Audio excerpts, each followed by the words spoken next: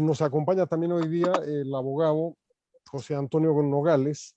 Él también tiene una larga carrera en el campo tributario. Él es especialista en derecho tributario y ha sido subsecretario de Política Tributaria del Ministerio de Finanzas.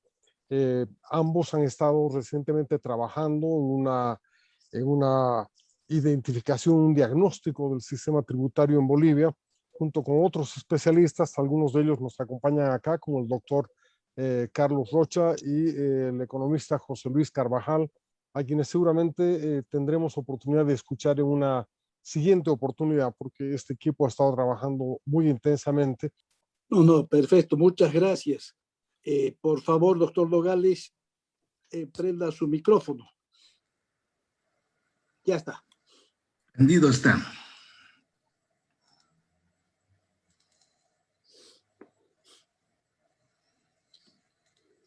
Muy buenas noches, un cordial saludo a todos.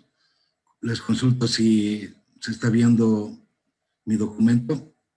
Sí, se está viendo. Muchas gracias. Bueno, obviamente el enfoque que yo voy a aplicar en esta breve intervención tiene que ver con el marco, digamos, profesional y dogmático que me corresponde a mi calidad de abogado.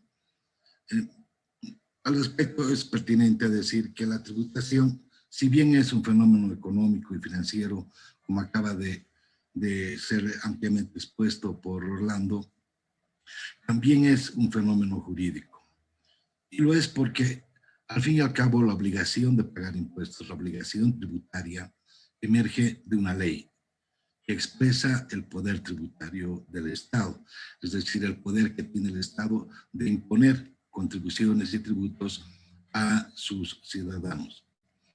Se utilizan para regular esta materia diferentes instrumentos legales, pero fundamentalmente el instrumento central, digamos, es el denominado genéricamente como la ley tributaria, que contiene las normas sustantivas, es decir, las que tienen que ver con la creación misma del tributo. Se ha impuesto generalmente en nuestro país, aunque también debería establecerse mediante ley expresa las tasas y las contribuciones, algo que en muchos casos no ocurre. Como ejemplo de esto tenemos la ley 843, que se refiere a los impuestos de aplicación nacional en el país, aunque también hay, en virtud de las facultades constitucionales que les han sido reconocidas, leyes dictadas por los gobiernos municipales que crean impuestos. Pero si solo hubiera la ley que crea el tributo y no se dice cómo se gestiona, cómo se administra, cuáles son los procedimientos, eventualmente las obligaciones y las sanciones por el incumplimiento de estas obligaciones, el marco normativo estaría incompleto. Para ello suele contarse con un instrumento que genéricamente se denomina Código de Procedimientos. En nuestro caso es el Código Tributario Boliviano. En algunos países, como Paraguay, ambos cuerpos, más bien, ambas materias están contenidas en un único texto legal. Estábamos hablando del poder tributario y les decía que el poder tributario es ese poder que tiene el Estado, que le es, digamos, propio de imponer tributos, pero no puede actuar el Estado en este ámbito de manera, digamos, arbitraria y suelto de cuerpo. Existe lo que se denominan las limitaciones al poder tributario, que son normas constitucionales que reflejan principios jurídicos largamente formados en la historia jurídica de los países. Entre estos principios constitucionales aplicables, en este caso a la materia tributaria, tenemos concretamente el artículo 323 de la Constitución Política vigente, que dice que la política fiscal estará sometida a los principios de capacidad económica, igualdad, progresividad, proporcionalidad, transparencia, universalidad, control, sencillez administrativa y capacidad recaudatoria. No voy a poder detallar la naturaleza de cada uno de esos principios, pero asumo que su propia denominación da una idea de a qué se refieren. Tal vez simplemente aclarar que algunos de estos que están listados en el artículo 323 de la Constitución son propiamente principios de política fiscal, y otros, como la sencillez administrativa o el control, más bien se presentarían como requisitos a ser cumplidos por la administración tributaria. También en virtud del principio de progresividad, según el cual los derechos que una vez fueron reconocidos en un sistema jurídico no pueden ser anulados, no puede retrocederse en la vigencia de esos derechos, conviene citar los artículos 26 y 27 de la Constitución Política abrogada, la que está vigente hasta el año 2008. En esta Constitución, en aquella Constitución, los principios que regían la materia tributaria eran los de igualdad, generalidad, equidad, proporcionalidad y progresividad. Como verán, algunos de ellos coinciden con los de la Constitución actual. Estos son los principios aplicables a la materia tributaria, pero como quiera que los derechos y principios constitucionales no se aplican, digamos, unos de manera preferente respecto de otros, también conviene citar en este campo otros principios como el de legalidad, que no es exclusivo o propio exclusivamente de la materia tributaria, pero que también le alcanza, tanto en este caso para la creación de tributos como para la imposición de sanciones. También podemos decir que el principio de legalidad está implícito en algunos artículos de la Constitución, como aquel que dice que los ciudadanos estamos obligados a tributar conforme a nuestra capacidad contributiva, conforme a ley, es decir, sujeto todo esto a una ley que cumpla el requisito de ser tal para imponer tributos. Y también los derechos que se aplican en materia tributaria, así sean de carácter general, como el derecho al debido proceso, la seguridad jurídica, la ley de retroactividad, e incluso algunos otros como principios como la transparencia en la administración pública, previsto por el artículo 232 de la Constitución, que se refiere, entre otros, al principio de legitimidad en la actuación de la administración pública y, por tanto, de la administración tributaria. Y hay otros como el derecho al trabajo, la actividad económica, la propiedad privada, etcétera, que también serán exigibles al momento de hablar de materia tributaria. La cuestión es, ¿se cumplen estos principios? ¿Se cumplen estos derechos? Como se ha mencionado anteriormente, en los últimos meses un equipo de profesionales hemos estado analizando y discutiendo nuestro sistema tributario, y obviamente, además de los impuestos, además de la estructura de los impuestos vigentes en el país, debe atenderse qué pasa en el campo ya de jurídico, es decir, del desarrollo jurídico de los institutos tributarios. Les mencionaba, por ejemplo, que en materia tributaria obviamente debe haber un régimen sancionatorio, toda vez que si hay una obligación y esta no es cumplida, estará sujeta a una sanción determinada. En este punto voy a aclarar que una cosa es la obligación tributaria principal, que es mi obligación de pagar impuestos, aquella que he dicho emerge de la ley en virtud del principio de poder, en virtud del poder tributario del Estado, pero hay otras obligaciones que también se imponen al contribuyente, normalmente creadas o impuestas por la administración tributaria, que son obligaciones ya no principal como la de pago, sino secundarias o accesorias, y que se establecen para asegurar el cumplimiento de aquella obligación tributaria principal o de pago, como son los registros, el conservar determinada información, el brindar determinados datos a la administración tributaria, etc. Eso se los denomina en nuestro medio deberes formales. En Bolivia, el Código Tributario faculta a las administraciones tributaria y aduanera a dictar normas administrativas, ya no ley, estableciendo medios, formas y plazos para la gestión de los tributos. Y como acabo de decir, el incumplimiento de estos deberes formales estará susceptible de ser sancionado. El Código Tributario, en el artículo 162, parágrafo 1, establece con carácter general una sanción de 50 a 5.000 UFBs que dice van a ser definidos, determinados mediante normas reglamentarias. Es decir, habrá una norma de la Administración Tributaria que dirá cuáles son esos incumplimientos de deberes formales o a qué deberes formales estarían vinculados el listado de incumplimientos que se establezca y cuáles serían las sanciones aplicables pecuniarias en este caso a su incumplimiento, que deberá ir en ese rango de 50 a 5.000 UFBs.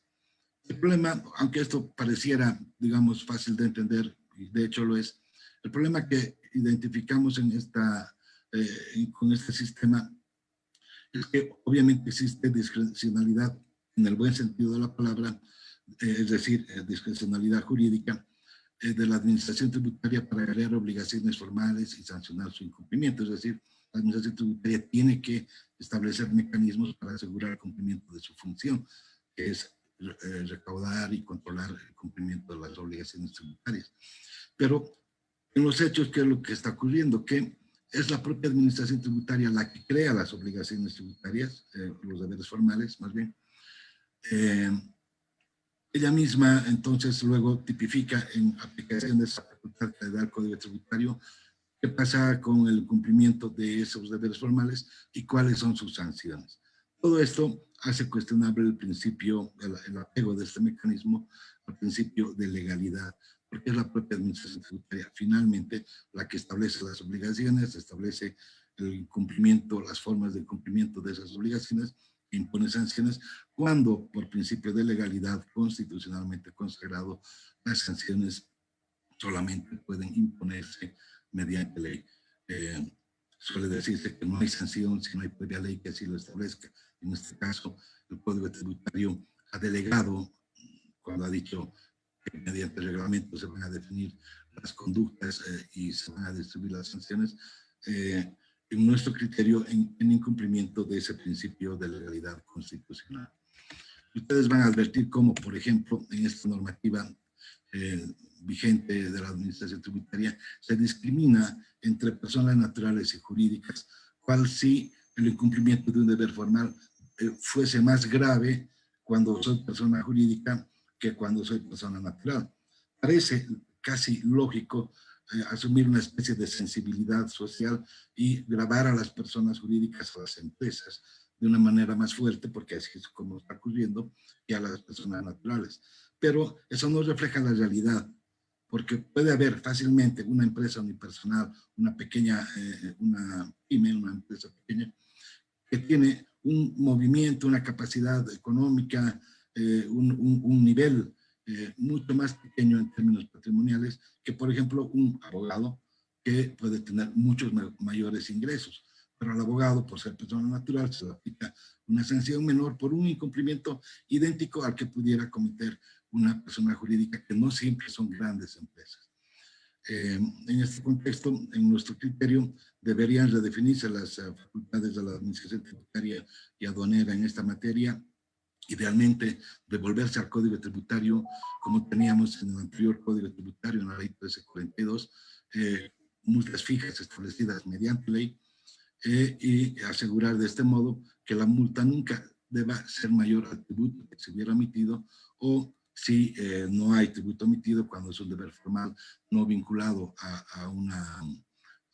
al incumplimiento de un pago tributario, establecer importes fijos proporcionales a la inflación.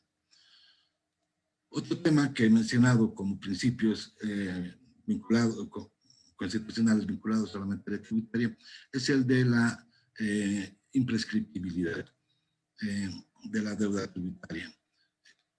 Lo que nosotros vemos es lo siguiente. La prescripción es un instituto jurídico que procura la pacificación de las relaciones de la sociedad. Intenta dar seguridad con el transcurso del tiempo acerca de que no voy a ser susceptible de ser sorprendido en cualquier momento con la persecución de un acreedor, en este caso el fisco, por una deuda que a lo mejor ni siquiera yo conocía, de la que yo no estaba consciente. La prescripción en ese sentido otorga seguridad jurídica.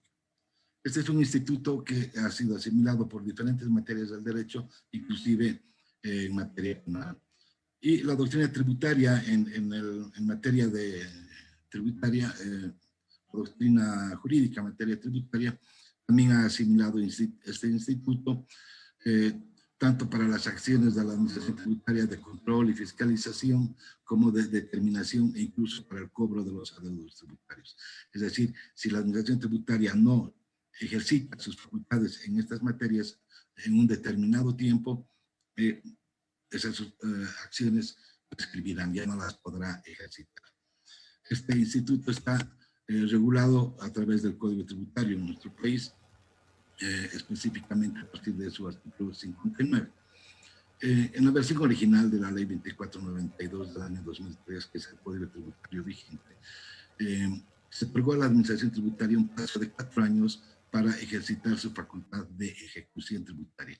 Es decir, una vez que ya estaba firme o que está firme la deuda del contribuyente, cuando éste ya no puede interponer ninguna otra acción o recurso legalmente previstos, es decir, se agotaron todas las vías, ya esa deuda queda firme y la administración tributaria puede ejecutarla. El Código Tributario, reitero, le daba un plazo de 4 años para hacer esa ejecución, lo que antes se llamaba cobranza coactiva. Sin embargo, la Ley 291 de 22 de septiembre del 2012, que fue la ley financiera para la gestión 2012, ha establecido que la facultad de ejecutar la deuda tributaria determinada es imprescriptible. Y eso no hace sentido jurídicamente. Lo único no prescriptible en nuestra Constitución son los delitos de corrupción. Y no pagar impuestos, tener una deuda tributaria, no necesariamente implica corrupción. Pueden darse infinidad de circunstancias que llevan a que una deuda tributaria exista, incluso que esté firme, pero no por ello no debería ser imprescriptible. Esto, en nuestro criterio, al haberse establecido desde el año 2012 la imprescriptibilidad de estas facultades, atenta contra la seguridad jurídica emergente del propio instituto de la prescripción. Además, en nuestro criterio, debería reponerse con carácter general el término de prescripción de 4 años que se tenía en el Código Tributario originalmente, porque actualmente el periodo de 8 años no es que sea largo en términos de que nos imaginamos que voy a ser muy viejo dentro de 8 años, no es eso. Es que simplemente un plazo demasiado largo es un plazo que le quita eficiencia a la administración tributaria. La administración tributaria confía en que tiene 8 años para cobrar, y no como antes que sabía que solamente tenía 4 años. Entonces, se relajan los mecanismos de control, los mecanismos de ejecución y la propia planificación de la institución. Otro tema que hemos identificado como digno de mencionarse es el de los cambios intempestivos por ley financiera. Esto también afecta a la seguridad jurídica. ¿Por qué? En nuestro país, lamentablemente, en los últimos años se ha introducido una práctica anómala de utilizar la ley del presupuesto, lo que llamamos ley financiera, como un instrumento jurídico para introducir cambios en la ley de impuestos o del mismo código tributario, que en realidad son leyes especiales ajenas a la ley financiera. La ley financiera tiene eficacia de solamente 1 año. Se ha discutido mucho en la doctrina si los temas tributarios deberían o no deberían ser considerados parte de una ley financiera. En términos de materia, sí, puede estar en un tema tributario en una ley financiera, en la medida en que el tributo es ingreso y los ingresos son los ingresos públicos parte de la actividad financiera del Estado. Entonces, no hay, digamos, un mayor cuestionamiento a que los temas tributarios, algunos temas tributarios se incorporen, se modifiquen, sean creados o extinguidos mediante una ley financiera. Sin embargo, como quiera que hay un principio de temporalidad de la ley financiera, entonces esas medidas que se pudieran incorporar a una ley financiera solamente deberían regir por ese año de vigencia de esa ley. Pero en nuestro medio lo que se ha hecho ha sido establecer modificaciones, como por ejemplo al Código Tributario en cuanto al Instituto de la Prescripción, o recientemente en la última ley financiera se ha incorporado a las entidades del sector financiero no bancario dentro de la alícuota adicional al IOE, al impuesto sobre utilidades, que son de carácter permanente, que trascienden el año en el que esa ley financiera habrá de tener vigencia constitucional. Nuestro Tribunal Constitucional ya se ha pronunciado al respecto, incluso también en virtud del bloque de constitucionalidad podemos citar jurisprudencia de la Corte colombiana que han hecho referencia a este principio de temporalidad. Sin embargo, se sigue haciendo, se sigue aplicando y consideramos por ello que es muy importante que se incorpore, algo así debería hacerse, en la ley de administración presupuestaria, alguna norma que diga que en el presupuesto no pueden ir temas, regularse temas tributarios que excedan la vigencia temporal de la respectiva ley financiera. Otro tema es el de la irretroactividad de la norma tributaria, que está vinculado a la seguridad jurídica. Nuestro Código Tributario, en su artículo 3, el Código vigente, dice que las normas tributarias regirán a partir de su publicación oficial o desde la fecha que ellas determinen, siempre que hubiera publicación previa. Lo de la publicación, obviamente no hay duda, porque es la manera de notificarle a la sociedad que hay este nuevo instrumento legal. Pero este texto corresponde que sea interpretado como que la ley tributaria, la norma tributaria, entra en vigencia a simple condición de ser publicada y necesariamente a partir de ese momento. Hay una discusión dogmática de fondo, porque aunque parecería obvio que mañana se dicta una norma y entra en vigencia, lo cierto es que como instrumento jurídico sí entra en vigencia, pero su contenido tributario, su mandato, su contenido dispositivo es el que se discute si realmente necesariamente ha de entrar en vigencia también junto con esa publicación. Toda vez que piénsese, si está en curso un ejercicio fiscal, una gestión anual, y a mitad de año, o peor aún, como ha ocurrido en este último caso, al finalizar el año, faltando pocos días para que termine el año, sale una norma que me modifica mi régimen tributario, mi tratamiento tributario, me incorpora a una alícuota adicional, por ejemplo, o se modifican, digamos, las alícuotas de un impuesto, o se crea incluso un impuesto en el transcurso de esa gestión. ¿Es correcto jurídicamente que esa norma entre en vigencia afectando a la gestión en curso?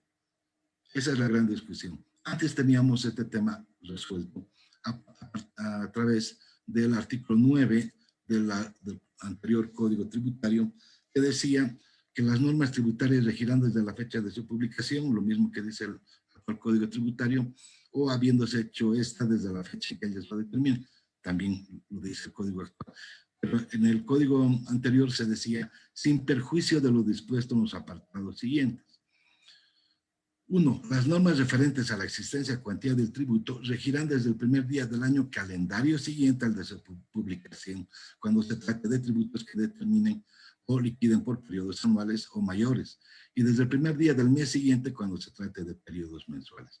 Nótese que de manera correcta se estaba otorgando seguridad jurídica, porque yo había empezado una gestión fiscal bajo un determinado régimen tributario y se me reconocía el derecho de terminar ese ejercicio fiscal o ese periodo mensual bajo ese régimen con el que yo había empezado, que no solo es cuestión de empezar, es cuestión de que he ido tomando decisiones, he ido haciendo compromisos, he ido contrayendo obligaciones o adquiriendo derechos que de repente pueden, con una medida intempestiva, ser vulnerados o incluso destruidos. Lo que estaba establecido en nuestro anterior Código Tributario no fue además un invento gratuito del legislador, fue producto de una larga reflexión a nivel latinoamericano de los abogados de los años 40, 50 del siglo pasado, que crearon toda una escuela que hoy en día se llama Instituto Latinoamericano de Derecho Tributario y que al final algunos de sus más prominentes representantes formaron parte de una comisión que organizó la OEA y el BID en 1967 y elaboraron el modelo de código tributario para América Latina. Muchos países en América Latina han tomado ese modelo como modelo, y incluida Bolivia, que en 1970 fue uno de los países, de los primeros países que se dotó de un código tributario precisamente con base en ese modelo y del cual se tomó este artículo 9. Ustedes saben, recientemente se ha creado un impuesto a las grandes fortunas. No me preocupa mucho a mí, no tengo una gran fortuna, pero el haberse hecho pagar ese impuesto con relación a la gestión, a la misma gestión en la que la ley que creó ese impuesto fue dictada, desde el punto de vista que les estoy planteando, fue algo incorrecto. O el haberse establecido medidas como las de la alícuota adicional que les mencionaba hace un momento, que no deberían haberse aplicado desde esa gestión, sino desde la siguiente. En conclusión, lo que proponemos o concluimos es que debería reponerse el texto del artículo 9 del anterior código como parte del artículo 3 del actual código, de modo que este tema quede zanjado y no retrocedamos en cuestión de derechos. Porque, ¿cuál es la cuestión? La cuestión es que antes ya se tenía como contribuyente el derecho a que no me apliquen con carácter retroactivo, porque eso es el efecto retroactivo en la norma tributaria, a que no se me aplique con efecto retroactivo. Y ese derecho, aunque ya no esté expresamente establecido en el actual Código Tributario, no puede asumirse que desapareció y se borró. ¿Por qué? Porque, reitero, hay un principio de progresividad en materia de derechos humanos y esta cuestión tributaria es parte de los derechos económicos, que reclama y establece que algo que ya estuvo protegido en su momento no puede dejar de estar protegido en adelante. En este caso, ese derecho. Otra cuestión es el de la consulta tributaria. Cuando yo tengo alguna duda como contribuyente, puedo acudir a la administración tributaria a hacerle una consulta. Deberá ser cumplirse con ciertos requisitos, sobre todo que se trate de un tema controvertido. No voy a ir a preguntar la alícuota del IVA, eso lo sabemos todos, pero si en la aplicación de un tributo se presenta algún conflicto con relación a cómo está escrita la norma, por ejemplo, entonces surge una duda razonable y para ello se ha creado el instituto, es un instituto jurídico de la consulta tributaria. Entonces, si yo voy y le pregunto a la administración, incluso le planteo cuál es mi interpretación o mi solución al problema, la administración debe responderme, tiene la obligación de hacerlo. Su respuesta es vinculante en la medida en que yo cumpla con todos los requisitos, pero el Código Tributario dice que incluso si no se cumpliera con todos, debe responderse para atender la petición del ciudadano, del contribuyente, así sea que en este último caso ya la respuesta no va a ser vinculante. Hasta ahí estamos bien. El problema es que, a diferencia de otros países, en Bolivia las consultas tributarias no se publican. Es posible que la duda que yo tengo ahorita la tenga el señor de aquí al lado. A lo mejor a él ya le han respondido, a lo mejor ya está resuelto el tema y yo tengo que quedarme con la duda, arriesgarme a tomar una decisión o acudir a hacer una consulta a la administración tributaria a riesgo de que encima me digan que como no he cumplido con algún requisito, me están respondiendo sin efecto vinculante. En varios países lo que se ha establecido es que las consultas tributarias, obviamente quitando el nombre del contribuyente y los datos que lo hagan identificable, deben publicarse. Esa es una manera de darle transparencia porque así, a este instituto, porque así nos aseguramos de que todos tengamos, si se quiere, la misma respuesta. En Bolivia esto no está ocurriendo y parece urgente que se haga porque de otro modo yo no tengo la certeza de que lo que me pudiera responder la administración tributaria o la forma en que yo estoy interpretando y aplicando una norma sea la que está aplicándose por el resto de contribuyentes. Otra cuestión es el de la institucionalidad en las administraciones tributarias y aduaneras. Voy a tratar de acelerar.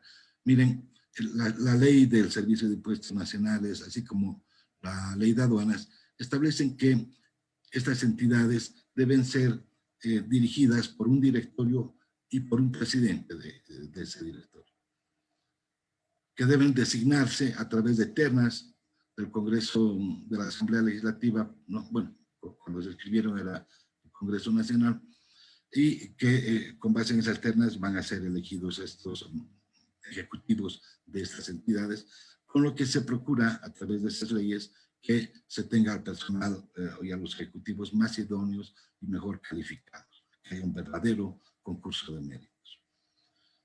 Lamentablemente, bueno, y la norma prevé que, obviamente, en situaciones de fuerza mayor puede establecerse interinatos. Pero un interinato, por su naturaleza, es algo excepcional y temporal. Lamentablemente, en nuestro país, en los últimos muchos años, lo que tenemos son interinato tras interinato tras interinato, y nunca se designan estas autoridades. Y eso obviamente pone en riesgo la propia legitimidad. Acuérdense que hace un momento hablaba de la transparencia y demás principios aplicables según la Constitución a la gestión de la administración pública. Entonces, lo que está ocurriendo es que tenemos autoridades, y esto no es un juicio de valor a las autoridades como tal, porque probablemente son, o seguramente son, las personas más idóneas para ese cargo, pero no lo han podido demostrar.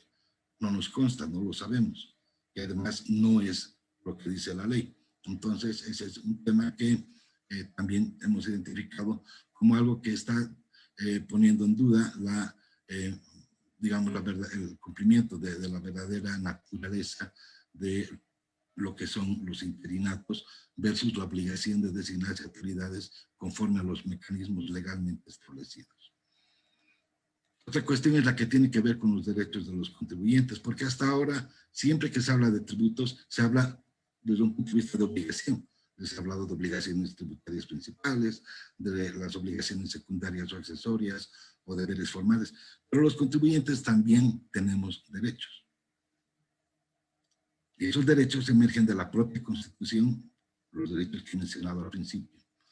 Algunos de ellos están recogidos en el artículo 68 del Código Tributario vigente. Resulta que gente que sabe de la materia, que ha estudiado mucho, ha estado trabajando en esto, en una comisión del año, que se conformó el año 2012 y fue empleada hasta el año 2015, como parte del Instituto Latinoamericano de Derecho Tributario que mencioné hace un momento. Este instituto se reúne anualmente y acudimos todos los que sabemos o creemos saber algo de derecho tributario o de otras ciencias como las contables y financieras, también vinculadas a la materia tributaria. Esta comisión, después de un largo trabajo que he mencionado, ha sido de varios años, en las 30 jornadas latinoamericanas de derecho tributario del año 2018, que se celebraron en Montevideo, Uruguay, propusieron una carta que al final se aprobó, que se llama Carta de Derechos del Contribuyente, para los países miembros de este instituto.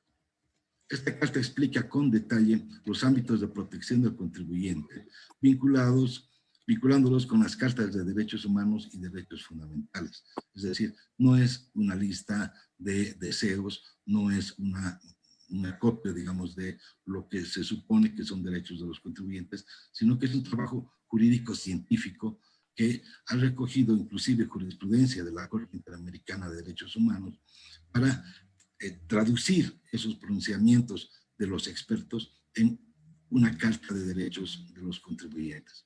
Lo que lamentablemente, como es un producto de una entidad privada, porque el Instituto Latinoamericano no es una entidad pública, no es un organismo internacional, somos los tributaristas y reitero, quienes creemos serlo, los que conformamos este instituto, y por tanto no tiene pues fuerza obligatoria en el país, salvo que se incorpore al Código Tributario. Eso es lo que hemos identificado como necesario, porque eso va a elevar la calidad de los derechos de los contribuyentes en nuestro medio, para protegerlos de la posibilidad de cualquier atropello, precisamente en materia de sus derechos como ciudadanos y como aportantes al fisco nacional, departamental y municipal.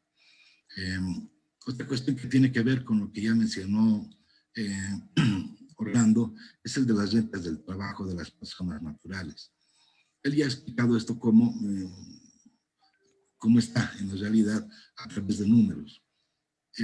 Pero también hay una explicación jurídica, dogmático-jurídico-tributaria. Y es que se supone que a través de los principios de igualdad y de equidad, todos los que estamos en similares condiciones deberíamos tributar de manera también similar.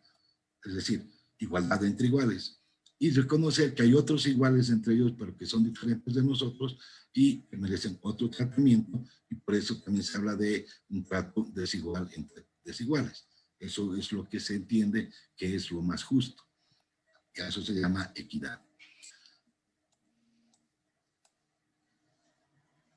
Un abogado como yo, o como alguno que esté en este momento frente a la pantalla, o cualquier otro profesional, o una persona natural, aún sin ser profesional, sale todos los días a ganarse el pan, a obtener los recursos para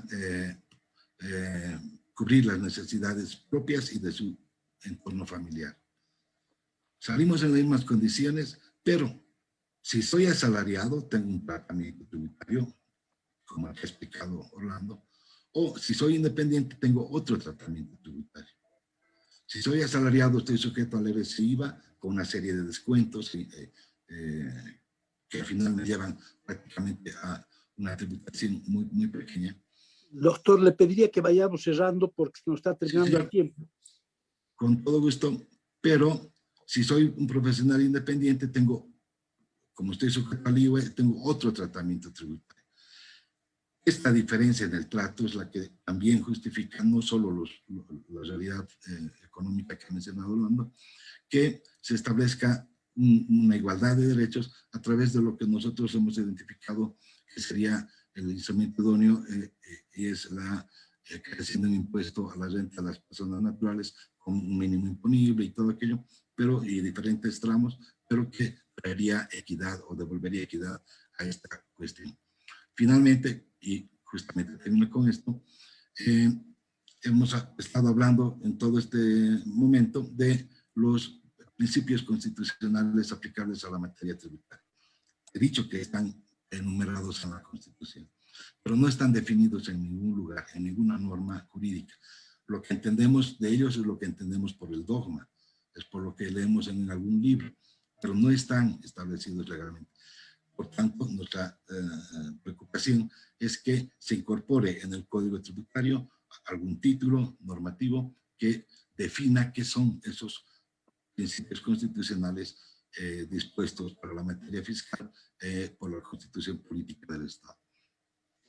Con eso termino. Muchas gracias.